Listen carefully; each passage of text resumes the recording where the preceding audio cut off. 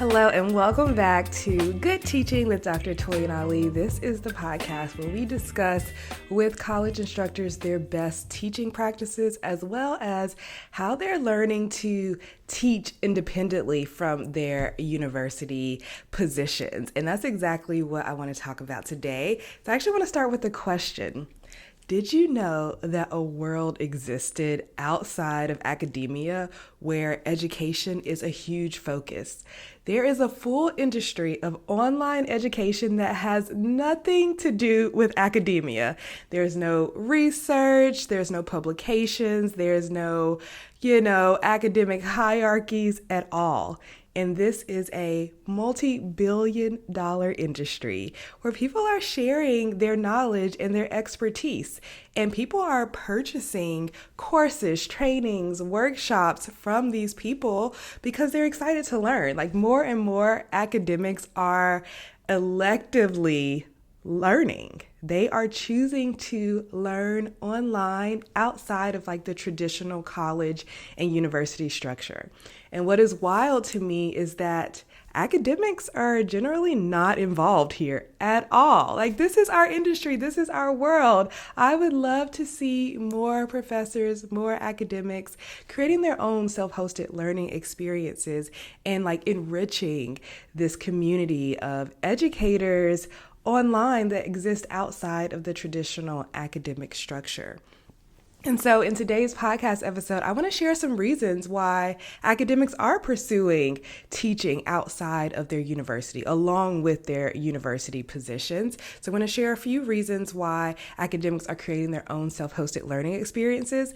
And I'm going to share some examples of past guests on this podcast who are creating their own self-hosted learning experiences, starting their own businesses along with their academic careers and are thriving and more fulfilled because of it. So if that is your jam, definitely stick around for this episode. So first, I want to give you a couple numbers. So back in 2022, so 2022, a couple years after the COVID pandemic began, online education was on the rise, and the online education industry outside of academia brought in over $12 billion. Okay. And if you're thinking about that number, you're like, wow, that's a lot. It doesn't sound anything like the salary that I make. Exactly. It can be very lucrative to create your own courses and sell them on your own outside of the university structure. But it's also really important to understand like why you want to do it, why you want to help people. As you probably noticed with everyone that I've interviewed so far, they have this deep passion inside of them. They're like, oh my goodness, I really want to make life better for other people, and I can help people in this way. I've succeeded in this area. I have an expertise in this. My research covers this field, and I really think more people should know about it because people aren't really reading these published papers like the real world are not. How can I help people outside of what I'm publishing? How can I help people outside of the classes that I'm teaching in my like regular day-to-day disciplinary courses? These professors are creating their own self-hosted learning experiences, and that's what I do. I help other academics get a piece of the pie, learn how to structure a course for elective learners and not just for students, learn how to market it and get people to know about it and purchase it, and eventually just help a lot of people, which starts to build that like fulfillment that you receive like in your life. And I find that academics who are both teaching in the university and helping other people outside of that work, they tend to be more fulfilled with that impact and they love their lives even more. I actually had a conversation with a colleague, so someone who I participated in a program with. We had this Sodal Scholars program, so the Scholarship of Teaching and Learning, and we were learning how to do research on our own teaching. And so we were in that program together, and she was like, we need to get together and meet up and just chat. So we did that this week, and we got to check in and see what we were both up to, and I was happy to learn that she got through the first stage of like her promotion. So it passed the college and now it's going up to like the university for final say. And she said to me, I really don't know if it was worth it. And I was like, what do you mean? You've already made it past this step. You will likely be promoted. And she was like, well, I don't know if it was really worth like my well-being and like my work-life balance and like committing to all of this like extra work that I've done university-wise, like what is the payoff? Like I'll have this new title and maybe get like a $5,000 raise. And I was like, well, that is quite minimal.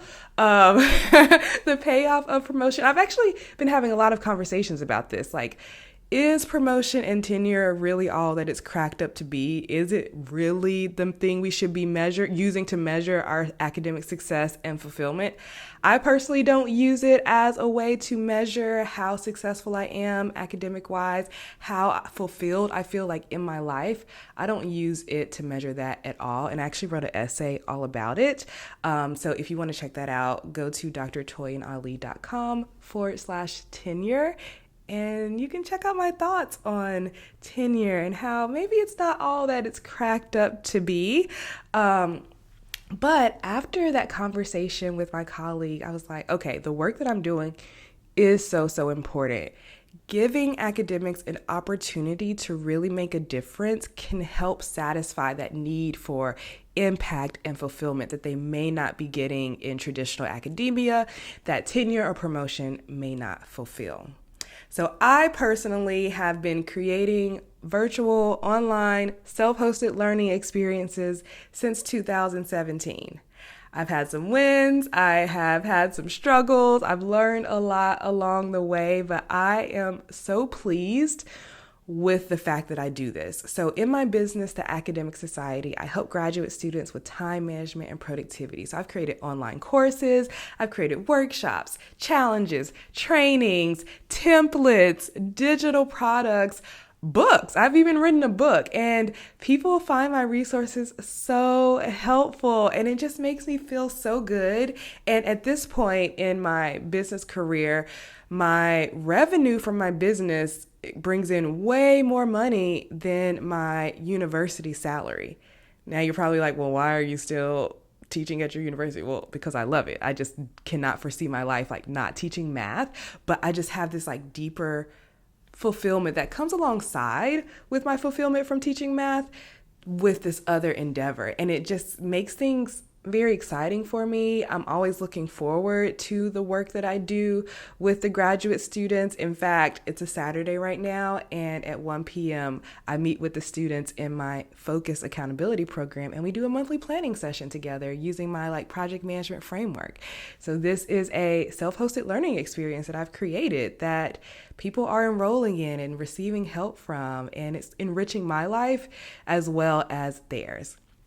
Okay, so let's get into those 5 reasons. So there are 5 reasons that I have written down that academics are choosing to create their own self-hosted learning experiences. And so maybe you're going to resonate with one or even all of these. So the first reason is fulfillment. So often, once we've been teaching for a while, we start to teach the same courses over and over and over again. And you start to realize, okay, this is great, but I feel like I have a little bit more to give. There's a little bit more that I want to share. And as an instructor, as a lecturer, I am very fulfilled when I help my students learn. But sometimes I need a little more. I need another boost. I need fulfillment from other areas than just my academic work, right? I don't want to spend my whole life just doing academia, right? I want other areas of my life that I can be excited about and be proud of. And it creates more balance in my life. So if you are looking for a little extra fulfillment, perhaps creating a self-hosted learning experience could help you get that. The second reason, there's this hidden academic curriculum that you have likely noticed. You've probably heard yourself say or think this oh my goodness, I feel like these students would be so much better off if they knew how to do this one skill. I feel like they should be better at time management, but they're not. I feel like they need to learn more about productivity and organization. I feel like they need to be able to do this, but somehow this extra stuff is not really in the academic curriculum that you teach or even your department teaches. And it's these things that these students are expected to know how to do, but no one has ever taught them. And you're like, where are they going to learn this information? They can learn it from you in your self-hosted learning experience. You could create a class, a workshop, a book, an email series, an audio course, on this topic that you think students or academics could really benefit from, but it's just not part of the traditional academic structure. And that's exactly what I did with the Academic Society. I realized that grad school was so much easier when I understood how time management worked for me personally, and when I understood when, where, and how I'm most productive. And I was like, grad students need to know about this. And that was the reason why I created the Academic Society. All right, number 3. Innovation and experimentation. Perhaps there's some new things that you want to try, some new things with like quizzing, online tools, new ways to present materials. That's something that you could do outside of the university. Maybe what you teach doesn't allow for you to try new things in the classroom. You can try them on your own, in your own online course or workshop or training or whatever you decide to create.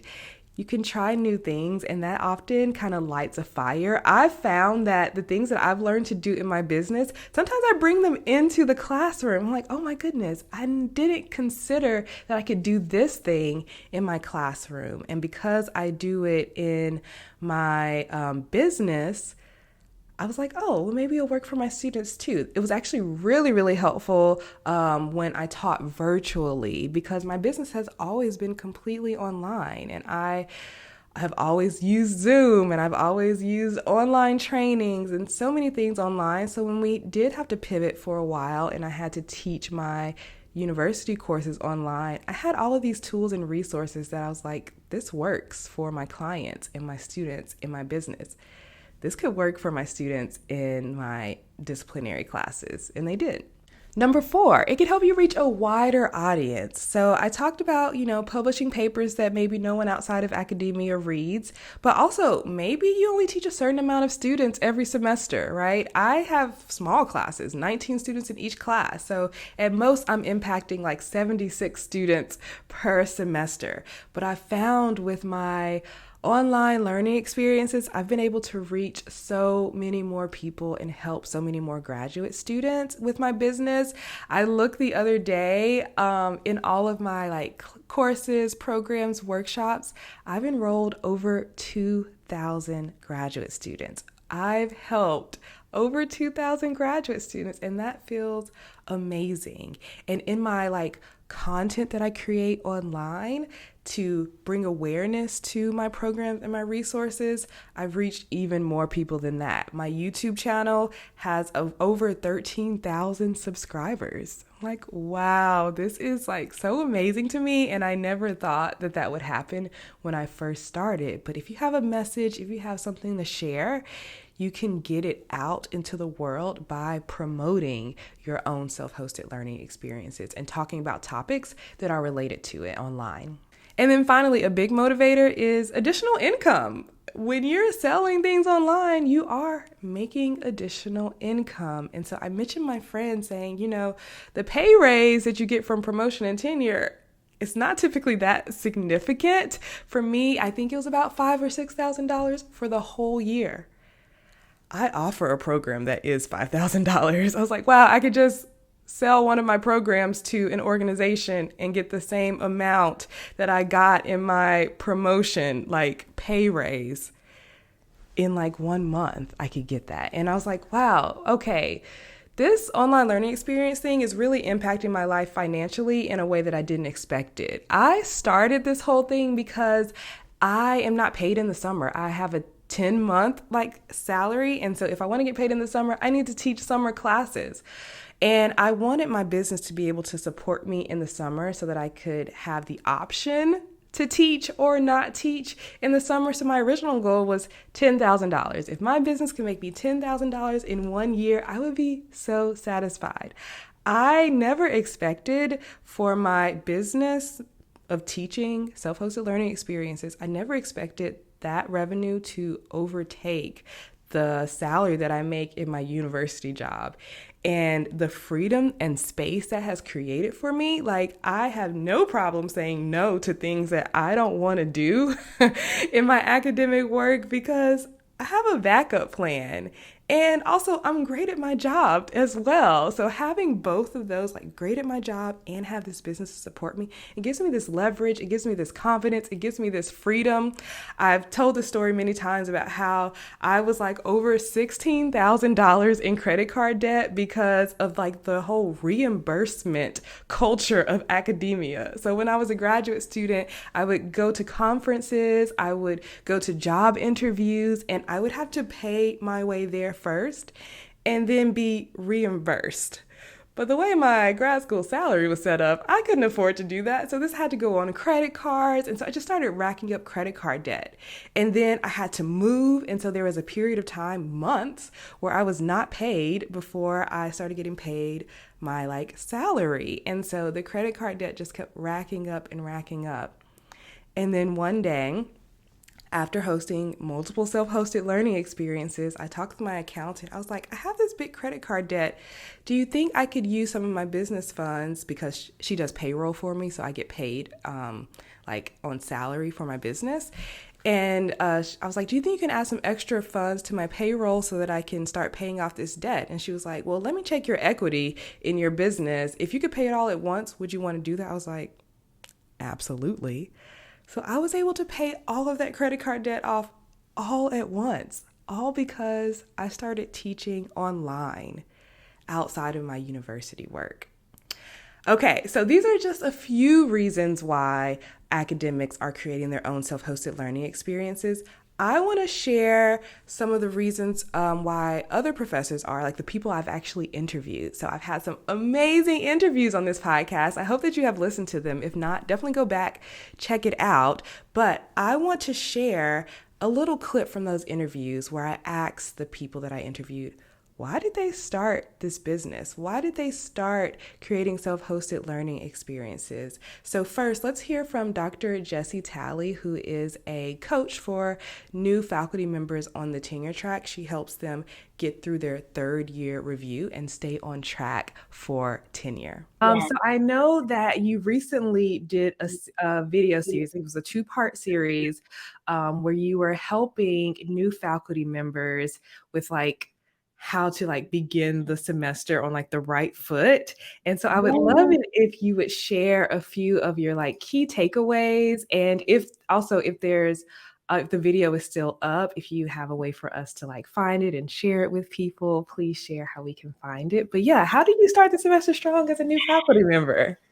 Yeah, so I was just sitting thinking about this because I'm like, I know I see on social media all the people who are about to start their faculty positions, and sometimes you're trying to like balance moving and prepping and all that kind of stuff, and you may be trying to figure out like what do I should I actually focus on to just be okay when the semester starts, because like you said, like you may not have the luxury of not being on tenure track and you just have to dive right in. And so I was like, well, let me share some things that might be helpful. And so it's basically, I'm actually going to do the third video this week. So that one is not out yet.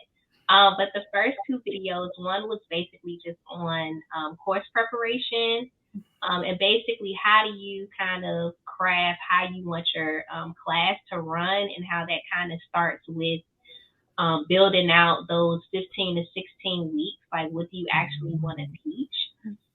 But then also, how do you connect that back with your syllabus? And so that's kind of the process that I normally take. Like, let me think about what do I actually want to put in there first, and then connect it back to building out what that syllabus is going to look like. And so the second piece was how to establish clear communication with your students, which is very interesting when you're in a classroom. And I like to tell people that every class has a personality. And so it takes you a minute or a couple of weeks to kind of figure out the type of students that you have and what they need. So what you did last semester may not work, which is good and bad at the same time, because it kind of keeps you on your toes. So you're like, okay, let me think of a new thing to implement in my classroom that's going to reach these students. And then you can still use some of the same things, but just trying to make sure that you find some way to kind of connect with them so that they get the information. So that's what that one's going to talk about.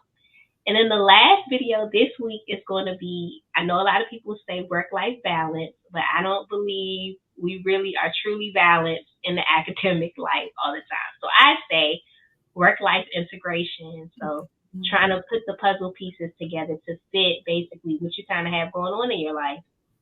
And so we'll talk a little bit more about that this week. Just how do you kind of, cultivate things around how it already is kind of working and fitting? How can I fit another puzzle piece in that will work with what I have going on right now?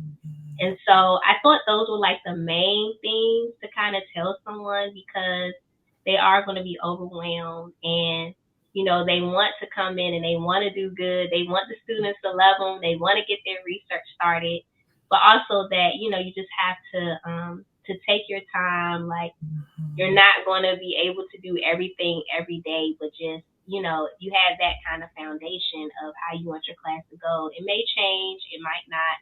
You just kind of have to be willing to adjust as you go along, I like to say. Yes, I think you are spot on with the three things that you are talking about in the three-part series. Like, when people ask me about teaching, so typically I'll do videos and content about time management, and then sometimes I'll do business stuff, and people will ask me about teaching. And this is exactly what they want to know. Like, how do I actually put my learning outcomes and connect it with the syllabus, and how am I supposed to communicate with my students? And actually, I think that's something people don't even think about, is the communication part.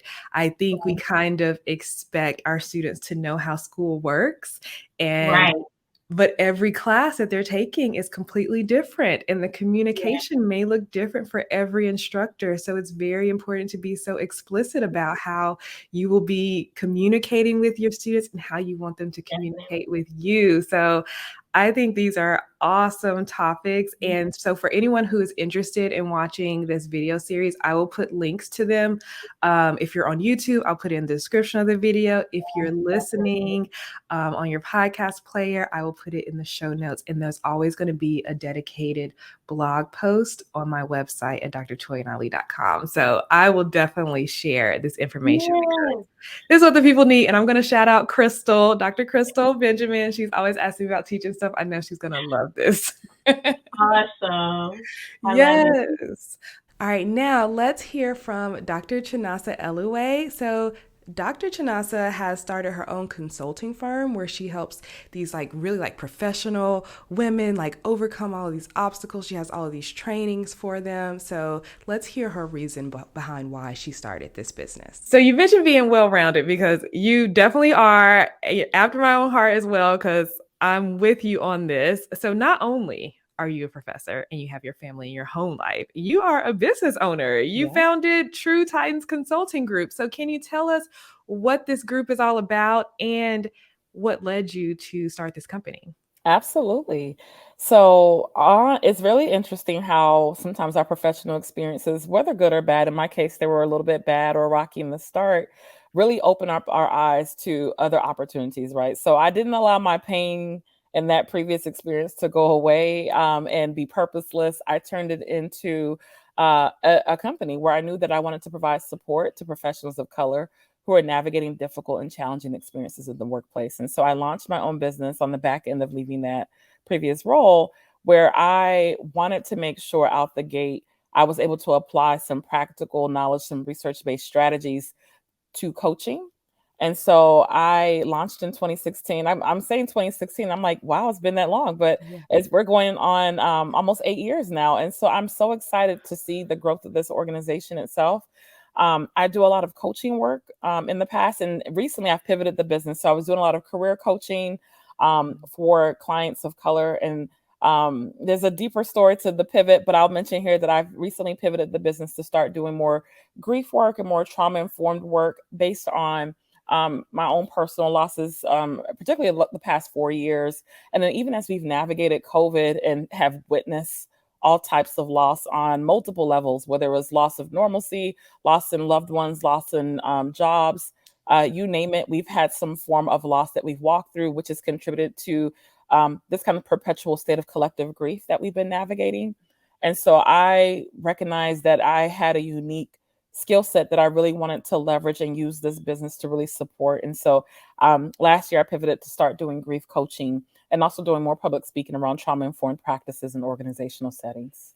That's beautiful. I love that. You know, as like academics and professors, we have so much knowledge and expertise that we don't always get to use in our roles as faculty members. Like the things that we know and the things that we can help people do don't really fit in the scope of the university curriculum, right? And so we have this like burning desire to help people that we just got to get it out there. And so just like you were doing, starting your own business is one way that you can do that. I actually have a workshop called the Independent Professor Workshop where I teach Yes. professors how to create their own learning experience that they host themselves. So if you're like feeling inspired by Dr. Chinasa and want to do something like that, I'll put a link to that workshop below this video or in the show notes of this episode. All right, and finally, my most recent interview was Dr. Janet Antry, and Dr. Janet Antry really has a passion for helping underrepresented groups actually succeed in their STEM majors so they can do the careers that they actually want. And I really resonated with her passion for wanting to help her community. Let's transition because I met you online because you were doing some very interesting work with underrepresented students in STEM. And so you created like your own learning experiences like outside of your university work Mhm. to help with these students. So when did you decide to do that? What is it all about? So I decided to do that in almost 2 years ago. I just wanted to help. Ultimately, in the community that I live in, I'm Ghanaian. I usually, wherever I've lived in America, there's a high immigrant population. I try to live close to my people so I can Yes. feel at home. And I noticed that in those environments, the students who are about to go to college tend to be first generation. Their parents are blue collar workers, never schooled in America, and really want the best for their kids, but aren't able to help just because they don't know the ins and outs about this whole college system. You know, kindergarten through 12th grade is kind of figured out for you. You don't have to do much. Wherever you live, you're going to find a school close by and you're going to go to it. But now it's time for college, and now you're in charge, and you need to pick, you need to decide, you need to apply. And the parents are like, I can't really be of help. So I noticed that there was a gap in my community, and the parents needed the help. And here I am, I'm in higher ed. I know the system, I know how to help. And so it was kind of like a response to a need. And so I said, I'm going to be available even though we're very busy. I'm going to make some time during the week where I dedicate to this mentorship and college planning, helping students figure out what they want to do. Students will come to me with questions that their parents just couldn't answer, not because they just didn't know. And so I would be able to answer. They wouldn't even understand the differences in majors. Like, they know career, but you have to go through some steps to get to the end career. Like, say I want to do nursing, and then or medicine. The kid knows this, but they don't know the process to get there. So I would be the one to tell them the process. I would be the one to help them through the process in my program. So that's how it all started. I love that. I find that when I speak to people who really have a passion for teaching, they also have this like passion to help just in any way. And I think That's it's right. really cool that you found a way to help the people in your community to succeed and get to where you are. So what specific like offers or courses or things do you have for these students? Right now, I do college planning. That's my biggest thing that I do. So students come into my program by their graduating school year. So, for instance, right now, class of 24, they're high school seniors right now. It's college application season. And so if they hear about me or someone in the community, I usually go and give talks at churches and in the community. So a parent will hear about my offering and, enroll their child in the program. So I do it where you can come into the program if you're class of 24 pretty much at any time um, before you go to college. So you can come in first day of your senior year or midway in your senior year. At any point you find me in your senior year, I will be able to help. But the earlier the better, because I want to help with the application season, even the essays and picking the right school. Picking the right school is so important. There's so much skill that goes into that, and people are not able to decide. So the earlier you find me, the better it is that I can help you from the start to finish. Students, when they come into the program, they usually stay under my watch um, for a while. But initially, that's where the groundwork is done. We do the initial planning, and then the rest would be kind of like supervising, maintaining, managing, watching you from a distance, give me updates, let me know how you're doing. So I don't work with a ton of people at the moment just because I don't have capacity for it. So I just try to do a handful of students who are really in need because that's what I can offer. I can't do too much. Yeah, but it still makes a difference. I love that. I always try to like highlight what people are doing to like make an impact, because for anyone who's listening who's like, "Oh, well, I like the classes I teach, but I feel like there's more that I could be doing." So here's That's one right. example. Exactly. So yeah, thank you so much for sharing that. So I love hearing how all of these academics are doing this. And if this sparked anything in you, you can 100% do it too. And I will lead you on this journey. I will walk you through it step by step. So on October 14th, I am hosting a workshop called the Independent Professor Workshop. Well, I will help you design your own self-hosted learning experience.